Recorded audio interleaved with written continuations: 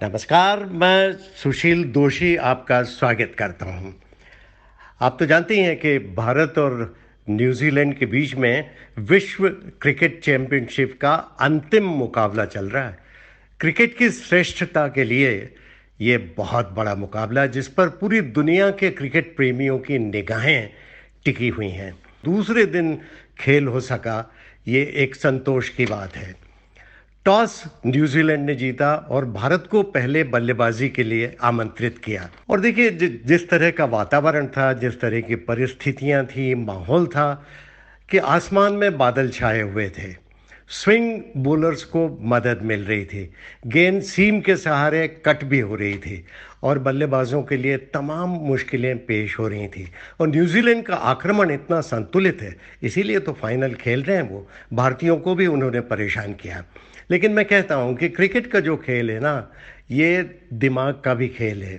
तकनीकी कार्यकुशलता अपनी जगह है, लेकिन दिमागी पुष्टता एक अलग बात होती है। भारतीयों ने इसका प्रतिकार इस तरह से किया कि स्विंग को पूरी तरह से निगेट करने के लिए क्रीज के आगे ही अपना स्टांस लिया और तमाम भारतीय बल्लेबाजों को हमने देखा कि क्रीज से आगे निकलकर ही स्टांस ले रहे थे।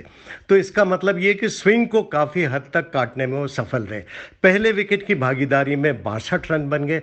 ऐसा लग रहा था कि भारत एक विशाल स्कोर की तरफ बढ़ रहा है, लेकिन तब हमने देखा कि न्यूजीलैंड, जो लग रहा था कि अब तक पीछे रह गया, पिछड़ गया, उसका दांव उल्टा पड़ गया है, अचानक उन्होंने 1 रन पर 2 विकेट चटका दिए। जेमिसन ने पहले रोहित शर्मा को आउट किया और उसके तुरंत बाद 1 रन के बाद ही हमने देखा कि शुभमन गिल भी आउट हो गए।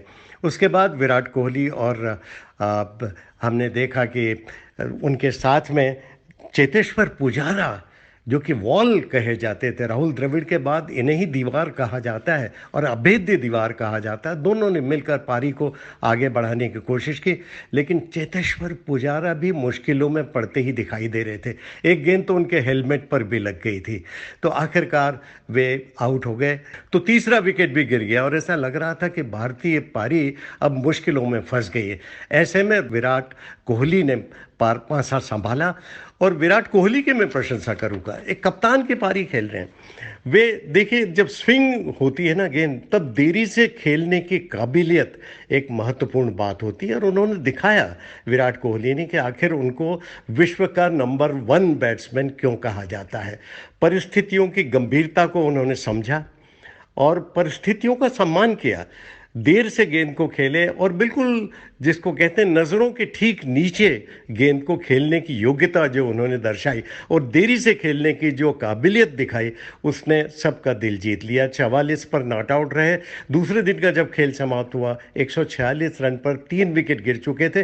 खेल अभी भी काफ़ी संतुलित परिस्थिति में है। न्यूजीलैंड की भी प्रशंसा करनी होगी। उन्होंने धैर्य रखा और धैर्य रखकर निरंतर बढ़िया लाइन, लेंथ और दिशा की बॉलिंग करते रहे। स्विंग बॉलिंग का बढ़िया इजहार उन्होंने किया और साथ ही उन्होंने एक अनुशासन बरता और यही कारण है कि स्विंग होने वाली परिस्थिति में उन्होंने 3 विकेट चटका लिए। तो पहले दिन का खेल ये कह सकते हैं कि दोनों के लिए बिल्कुल बराबर की परिस्थिति है। किसी भी टीम का पलड़ा भारी नहीं दिख रहा है।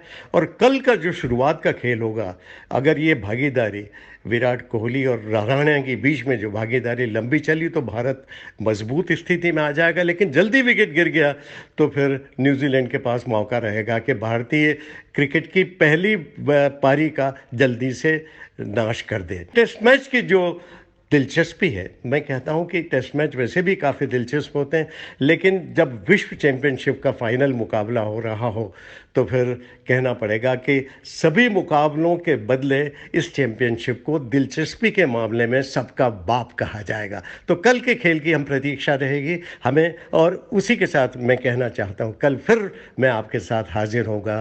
तब तक के लिए नमस्कार।